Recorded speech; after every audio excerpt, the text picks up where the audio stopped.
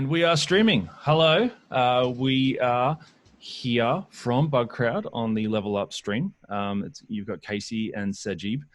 We're going to talk today a little bit about the F5 vulnerability that doesn't have a logo yet, so I'm not sure what the internet's off its game on that part, but I'm sure we'll get there. But Sajeeb, you've been playing with this. You've obviously seen a lot of it coming in from the crowd as well, and talking to customers about it. So talk us through it.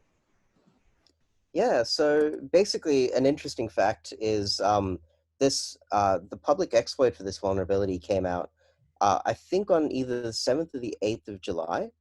And depending on which side of the date line you're on, I guess. Yeah, exactly.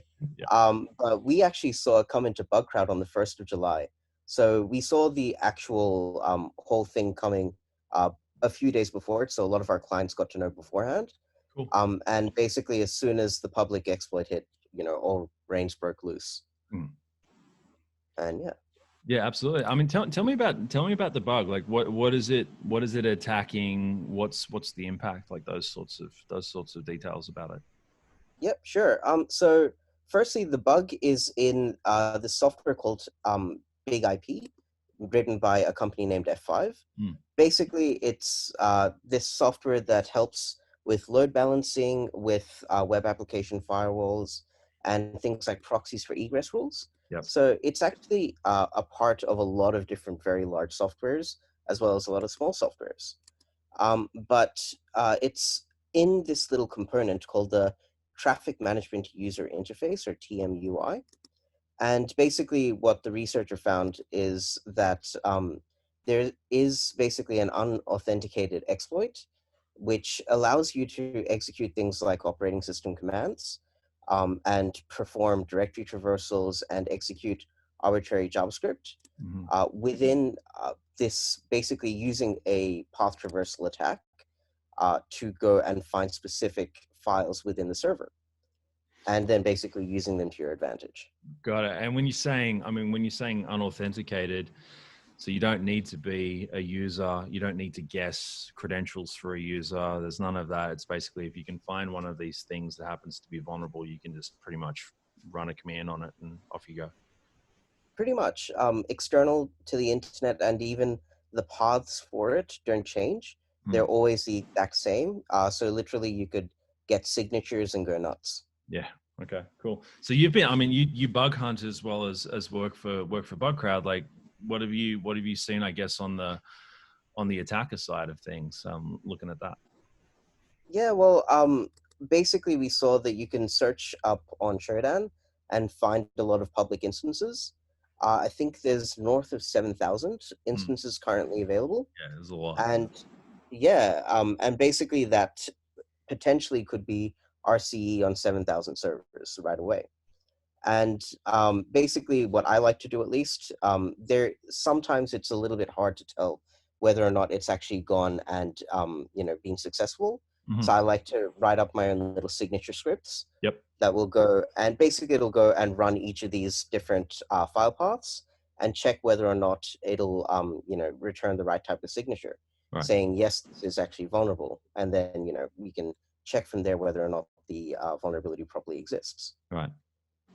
Right. So really, like, you're using, because like Shodan, for those that don't know Shodan, it's one of there's a couple of these tool sets out there now, but it's basically like a, Google for infrastructure on the internet. You go looking for a particular thing, it'll tell you all the instances that it's found and where they are and all those sorts of things. So you're using that to create your list of like suspects, and then your tooling is going through and basically saying, okay, of those, I'm going to go look for stuff that makes it seem to me like it's more likely to be exploitable.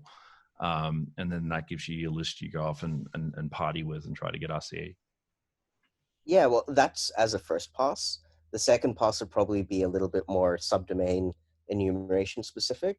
Right. So using tools like AMAS and Subfinder to find instances which might have otherwise been a bit more hidden. Yeah. But yeah, both together is basically what I like to do.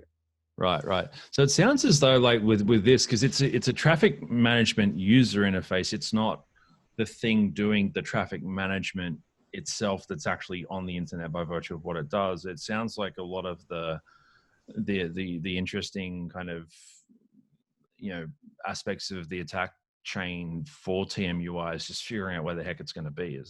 Would that be accurate? Yeah, it's very interesting because, as you said, it's a management interface. It doesn't Yeah. necessarily have to be open to On the everyone. internet. Yeah, exactly. Yeah. But yeah, the first thing would be to figure out exactly where it is. So, trying to figure out where each instance is, and for the defense teams, finding out where they currently have them. Yeah, right. Got it.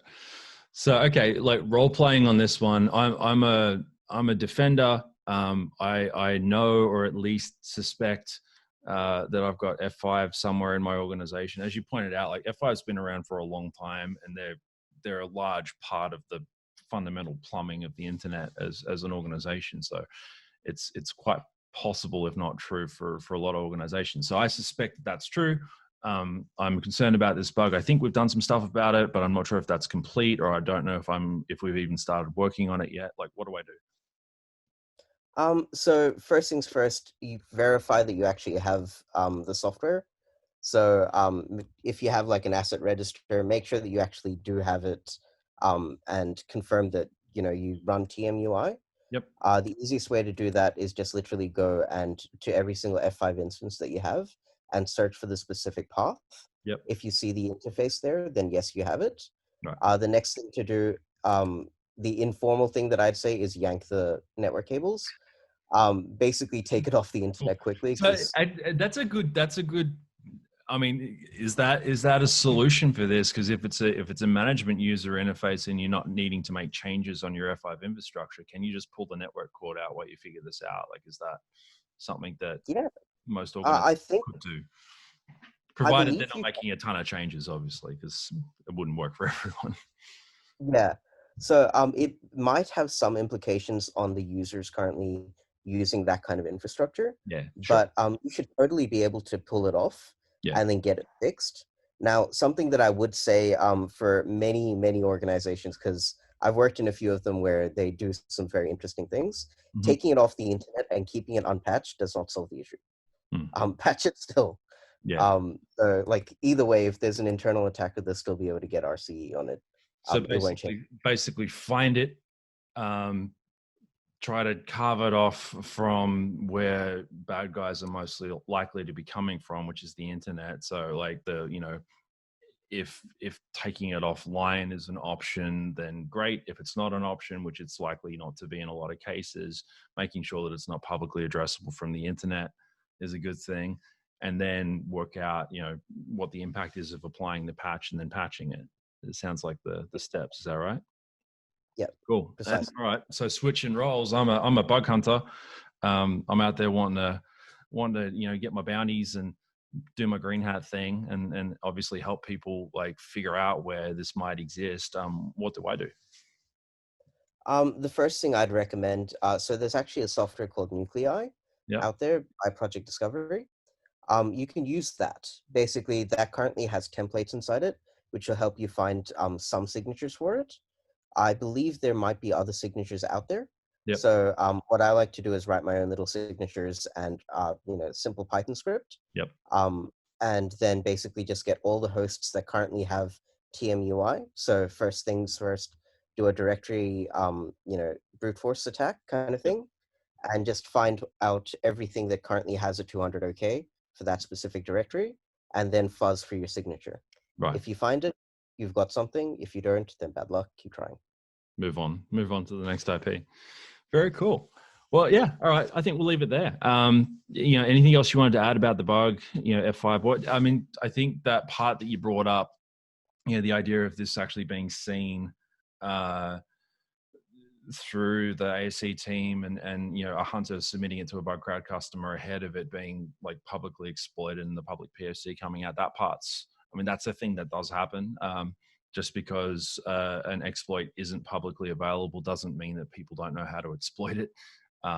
Which is obviously why staying ahead of this stuff so important. Is there anything else you kind of add about the situation, the unlogoed at this point in time F5 vulnerability? Well, we've seen the number of submissions die down a little bit now because Yep. it's been a few weeks. Yeah. But pretty much as soon as it released, it was a huge uproar of them. Yeah. So it's been very, very widely exploited. So thoroughly recommend people go look at it. Not everyone's our clients, unfortunately. Hmm. So you might not know about where your instances are. A majority of our clients definitely do by now. Yeah. Yeah. Yeah, it's an interesting one there as well, because I would actually add to that, when there's this type of like very widespread, fairly easy to exploit and high impact issue. The organizations that haven't necessarily established a vulnerability disclosure program, or any kind of crowdsourced security program. I mean, especially a vulnerability disclosure program, you can expect to have people hitting you up from the internet saying, "Hey, I think you're vulnerable," Mhm. whether you've asked them to do that or not. Um, so that whole idea of like, when this happens, it's always a trend. And we're a month out from DEF CON, which is always like roughly the time of year that the internet starts to catch on fire a little bit. Um, that's something that you just made me think of, that I thought I'd add to that. Obviously BugCrowd helps people do that. Even aside from a commercial partnership with an organization that helps, like just expecting that as an organization, I think it is a normal part of being on the internet at this point in time. It's probably good to think through. Definitely agreed. Yeah, very cool. All right. Thank you, man. That was a good chat. Appreciate it. Awesome. Cheers.